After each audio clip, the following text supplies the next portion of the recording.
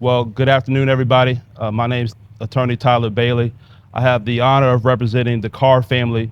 To my left is Clarence Carr. To his left is Ebony Carr. They're the parents of Jaysen Carr, who, as everybody knows, unfortunately tragically lost his life on July 18th after fighting for his life. And what we're here to do today is, one, the Carrs wanted to address the media, discussing, one, their appreciation for all the community support that they've received throughout this heart-wrenching process, but also we're going to discuss some questions that they want answered, and I'll discuss what our independent investigation has revealed so far. We'll take some questions after that. So I'll let y'all hear from Clarence and Ebony now. Thank you.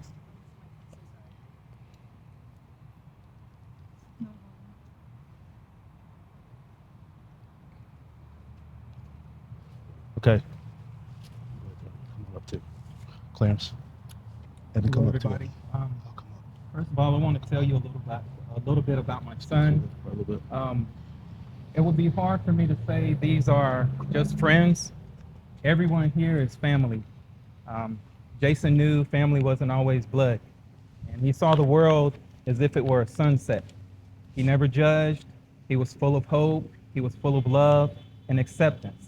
He was an inclusive person, no matter what race, ethnicity, background, gender, did not matter. I never heard Jaysen say he liked someone. He either loved you or he just simply did not know who you were. I've told this story time and time again. We've been in places like a jump park, and Jaysen would come up 5 minutes later and say, "Hey, this is my new friend." Say, "You just met this guy." He said, "This is my friend, Dad." So that's the person he was. He was a multi-sport athlete to be just 12 years old.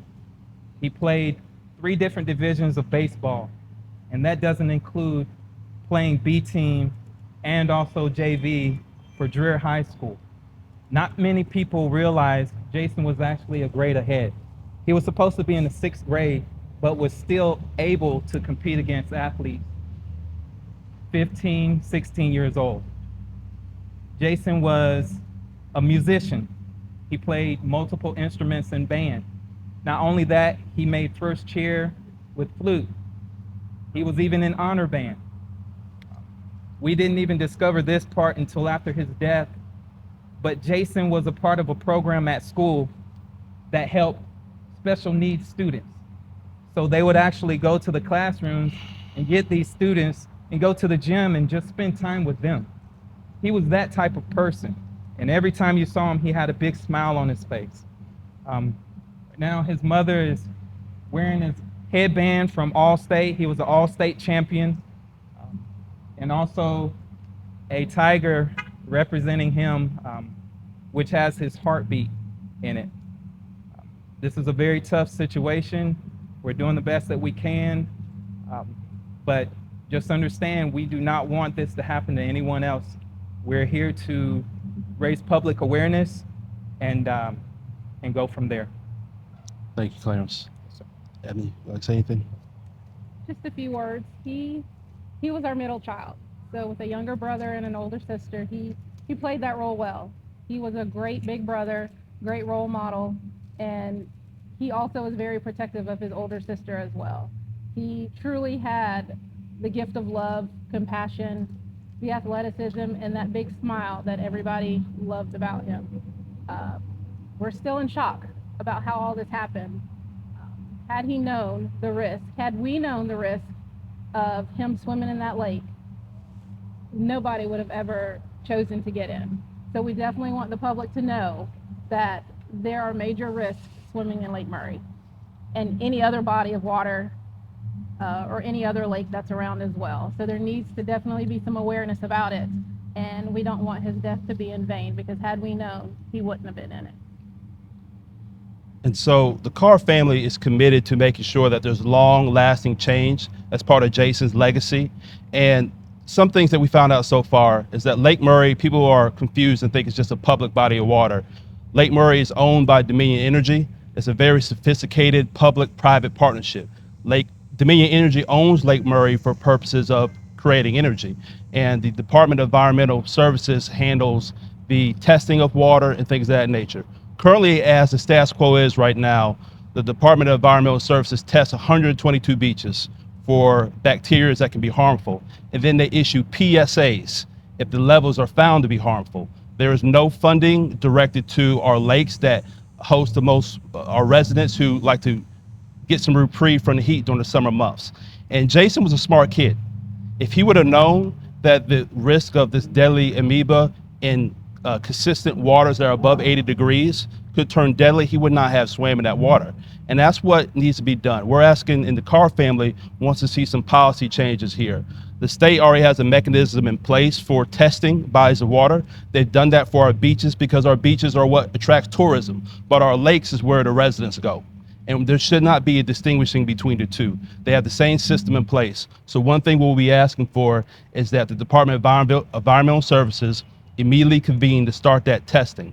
And the most tragic thing that really upset me and the Carrs as well is nobody ever reached out to them. Not one agency head. There's never any testing of the water. There's no questioning of where Jaysen was swimming and playing in the water to figure out where this happened. That's the whole purpose of an independent investigation, because we're doing the work that the agency should have done. You have 5 law enforcement agencies on Lake Murray: Saluda County Sheriff Department, Newberry County Sheriff Department, Richland County Sheriff Department, Lexington County Sheriff Department, and Department of Natural Resources. If somebody dies in a single car accident, car wreck, there's a mate report. If somebody died in a boat wreck, there'll be an investigation of it. But you have kids who are playing in the water, everybody using the water, and if somebody dies of a deadly amoeba, which could have been tested for, and PSAs could have been put out there, there's no testing that has ever been done. I find it hard to believe that we're standing here today and nobody has ever called the Carrs to even say, how are you doing? Where was your son at? We need to stop and test this area and figure out how we could, make sure other people are safe. And so that's a huge red flag. And also, we're asking for legislation to be passed so that this can be taken care of. It probably will require that this Naegleria Fowleri, if I pronounce it wrong, y'all fix it, please, okay? That be added to the reportable diseases. Currently, right now, there are infections. If they're caught, DHEC or Department of Environmental Services will make a report of that, and they'll immediately conduct the investigation. There should never be a situation where a child loses life playing in Lake Murray, doing what kids do, and the agencies and departments that the reason why people feel safe do not do anything. No reports, no phone calls, no follow-up, no investigation. And that's why we're doing that today. And the Carrs, we talked earlier today, and they were talking about the legacy of Jaysen and how Jaysen was a fighter. He worked hard, he wouldn't quit. And they're not gonna quit till something is done. Currently, the status quo on Lake Murray is to protect Dominion Energy's financial interests. And the same type of mechanisms that are in place for our beaches should be in place at our lakes and other fresh body waters across the state. And with global warming and consistent heat waves that we had, the water Lake Murray is hot. And the statistics showing how this amoeba turns deadly in these heat waves is factual, it's out there. We need PSA so people can make their own informed decisions. They can say it's rare, but to the Carrs, it's not rare. They lost their son, and nothing's going to bring them back. So we'll take a few questions that y'all may have. If anything that the Carrs can't answer, I may step in and just be respectful of that. But starting to the left. Attorney Bailey, given that Representative Bill Hickson chairs the House Agriculture, Natural Resources, and Environment Affairs Committee, will you be calling on him and his Republican colleagues to hold emergency hearings and mandate seasonal testing for Naegleria Fowleri, especially now that EPA Administrator Lee Zeldin is planning to revoke the legal basis for tackling climate change, which we know creates the warm water conditions that you just talked about? Yeah, we'll talk to any and everybody who could help change policy and legislation, Republican, Democrat, Independent, it does not matter. We'll talk to them. And if they need to have hearings, that's fine, but we want action. That's what we want, action and changes. Because as of right now, we have a heat advisory today. You see that there are heat advisories that are put out by Dominion Energy along with the Department of Public Health, but there's nothing notifying anybody about the amoeba that could be deadly in Lake Murray and other fresh body waters right now. Caroline Yaffa with WSPA. What are you're talking about passing laws, doing legislation like that. What are your next steps? Like tomorrow, what is the first thing on your to-do list? Yeah, we're still conducting our investigation. the information that I told y'all today, y'all did not read about that in the paper. Y'all, nobody said anything about Dominion Energy. Nobody talked about the public-private partnership. Y'all haven't heard anything about the 122 beaches that have been checked. So we've done some work already. There's only so much that we can do without subpoena power and things of that nature.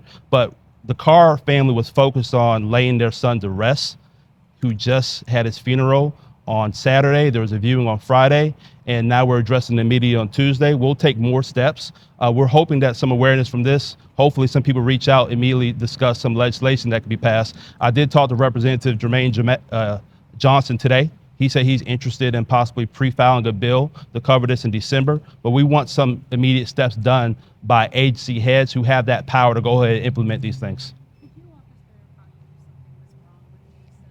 What were the first signs, symptoms that you saw leading up to 2018? Sure. Well, Jaysen had spent some time during the 4th of July holiday with friends.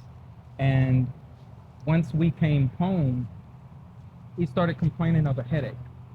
And we gave him some Tylenol, watched him. He said he felt better. So we just assumed it was a regular migraine or headache, just like any other person would have. The next day, he complained of the same headache. So we decided to take him to the doctor and get checked out. So we went to the ER.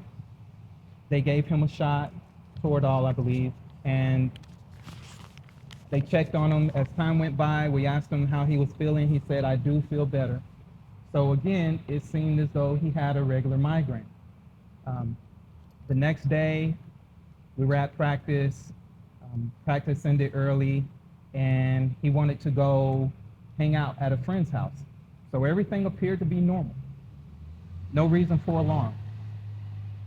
While at a friend's house, the friend's mother texted us and said, "Jaysen is complaining of that headache again." And shortly thereafter, she texted back again and said, "Hey, he's vomiting." Immediately, we decided to go get him because being a multi-sport athlete, I either thought, one, he was dehydrated, or two, maybe he had a concussion because he also plays football, something he didn't tell me about. Immediately took him to the hospital. Well, first of all, we knew something was wrong because Jaysen left us in the house and went out to the truck. When we got to the door, he was telling us, "Come on, I gotta go." And that's not like him. He pushes through anything. So this was uncommon. As soon as he said that, we were grabbing keys. He walked into the hospital on his own, breathing on his own. Yes, he was experiencing a bad headache. We got to the ER, and the way it progressed from there was slowly. Okay, he still had the headache. He vomited in the ER, but he was able to pinpoint the pain in his head. In hindsight 2020, this was no headache. He was being attacked. He pinpointed the area on the right side of his head, said, "My head hurts on the right side right here. The front of my head hurts, and my left eye." So the doctors began treatment.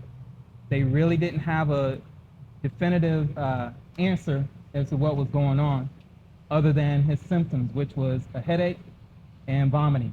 There was no fever. There was nothing telling them that, hey, he's got an infection or anything leading up to it. They did test. They did decide to put him on antibiotics right away. They also did a spinal tap to try to rule out meningitis, seeing as though he was in the water. We did disclose that he was in Lake Murray. We did tell them that. And I'm pretty sure in the back of their mind they had that concern, but did not, want to speak on it just yet, which was the right thing to do. Find out the facts first. They did the spinal tap. They did the culture. We waited to see if anything grows. During that time, he did spike a fever, I believe, the next day, and that kind of gave the doctors some direction on where to go, indicating there's an infection. From there, things just kind of progressively got worse. He was still responding. Jaysen was still responding, but he became more and more lethargic. as time went on. He would respond to me and his mother, but we would have to force a response. We would almost have to shake him and make him talk. But even through the medication and sedation, he kept fighting through it. When we spoke to him, he would squeeze his aunt's hand. When mother and I spoke to him, he would respond by pulling us, doing the things that he could do. He even reached up during one of the nurse's procedures. They were adjusting his IVs. He just put his left arm in the air, and he was sedated. He was intubated as well. But he knew enough to know that he was in trouble. He lifted his left arm in the air for them to put the IV in that one because they were having trouble with the right arm. Not only that, later they decided to change the sedation. Again, he fought through it to the point where he was still trying to assist the surgeon when they were putting the port in his head. He reached up through sedation, pulling his hair to the side so that they can do the procedure. I've never witnessed anyone with the will to fight like my son, and I probably won't ever. He refused to quit. I never taught him what that meant. I never expected him to lay down and just let this happen. He was given, I think, a day. Most people don't make it to the hospital. Most people perish before they're even aware if something's wrong. He knew something was wrong. He spoke up about it, and we listened. Jaysen fought for another week on his back. And anyone that thinks this is rare should possibly put themselves in our shoes and consider just how rare is it when your loved one is the one that was affected. A child should not have to lose their life for doing something they assumed was safe. They should not have to double check to see if they are going to live or die from being a boy. He had a weekend full of fishing, swimming, boating, tubing. That's it. That's all he did. He was a great kid. He loved his friends. He just wanted to smile and wanted everyone else in the world to do the same thing. He should still be here, and there's absolutely no excuse why he shouldn't be. Can I ask really quickly, you've expressed interest in sharing the story so that other parents don't have to go through the same thing. Yes. Can I ask, do you have a reaction to DPH's policy about not having to inform the public about this because it is so rare? Yes, I did. Do you have an input on that? Let me start with that. Yes. First, just and I'll let him give his natural reaction. DPH put it out there that's not so rare, but they don't test for it. So they really can't prove if it's that rare. As you heard Mr. Carr just say, most people don't make it to the hospital. So, how about my comment is I think DPH should look at their policies right now. They should test for it. They should investigate any reportable incidents like Jaysen's, and then maybe revisit if it's so rare. And the loss of one's life, I mean, even if you say it's rare, if somebody's affected, it's deadly. It's all but certain. They're more than likely not going to survive. And that risk is just too high to roll a dice or flip a coin about our most vulnerable young people losing their life doing something that is a advertised recreational attraction throughout the state. But Ms. Carr, you answer that question if you could. The answer that I'll give you is this. I might not be factual with the numbers, but let's just say I am. I think there have been about 167 cases reported in the U.S., somewhere in that ballpark. With that being said, 10 or so cases reported in the U.S. yearly.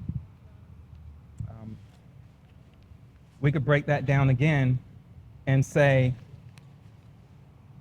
Out of those 167 cases, there were only 4 survivors.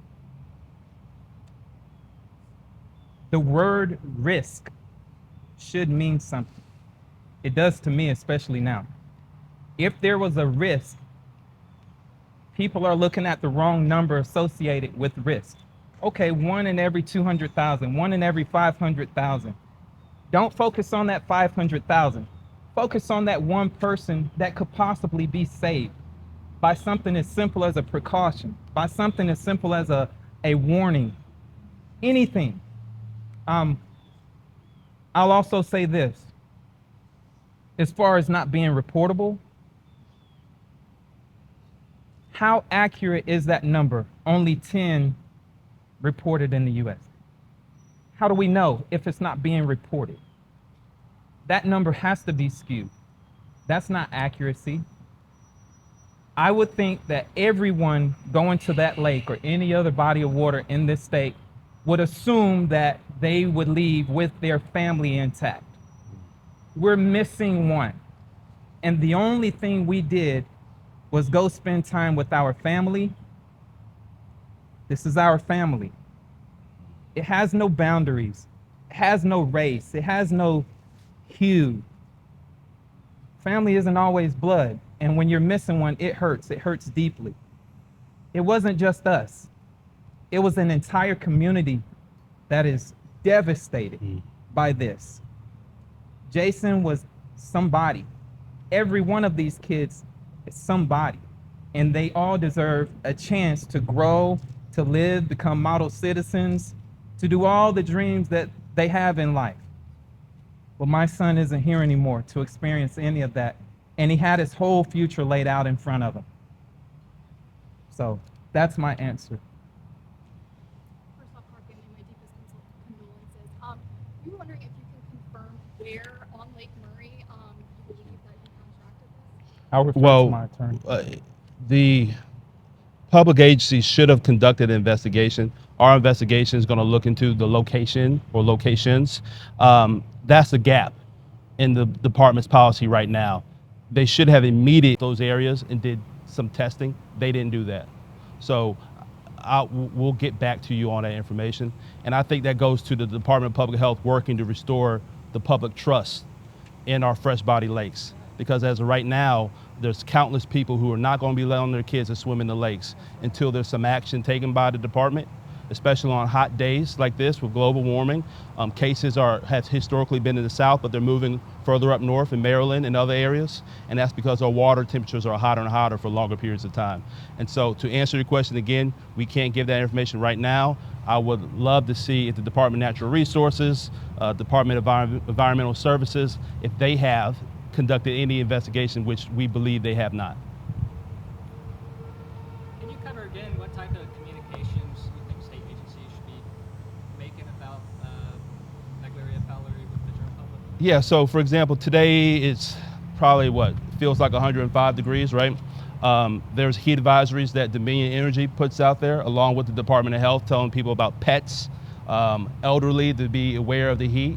And so if we know statistically that amoeba in fresh body waters is more likely to be deadly if the water temperature is above 80 degrees. And we also know that Dominion Energy does keep track of water levels and water temperatures to protect their profit-making machine and their own fiscal interests. Then that same advisory should go out and say something like this.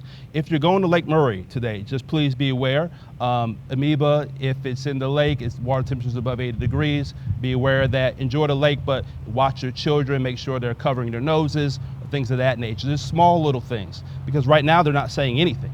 And they know that you could die if you contract it. So hopefully there will be some changes after this, but just a short advisory like that will go a long way. And maybe in the areas where people swim frequently, the beaches and some of the parks, put some signs up letting people know. If you're gonna be out here, that this is a risk that can happen. You can say, although rare, or whatever language they want to put, let people make their own informed decisions. Do you have a recommendation for the state or local governments to work with river keepers who conduct their own monitoring? Well, we have a lot of fresh body lakes, think Lake Watery, Lake Murray, and other lakes like that. I- I'm not sure right now there's any mechanism in place outside of the beach testing that they do that could be duplicated in fresh lakes. I do think, even though if they're working with other special interest groups who are concerned about water quality for purposes of, wildlife, but also for consumption and drinking, I think that's great. But we need, some public scrutiny towards it, and so I think it should be the government who's the one who takes on that responsibility, given that's what the agency is here to do. So this is public health agency. This was a public health failure, and it's an opportunity for them to restore public trust by making some changes. Any other questions?